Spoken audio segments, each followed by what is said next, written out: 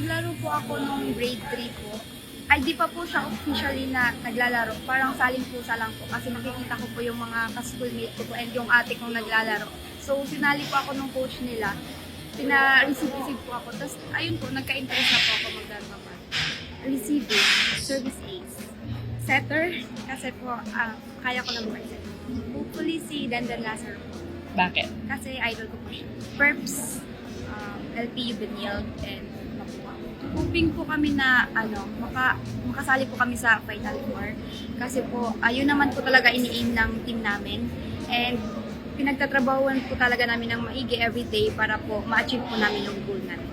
Hi, I am Mikay Flores from the San Beda Lady Red Spikers and I am inviting you to follow GMA Sports Philippines and NCAA Philippines on social media for the latest NCAA Season 99 updates.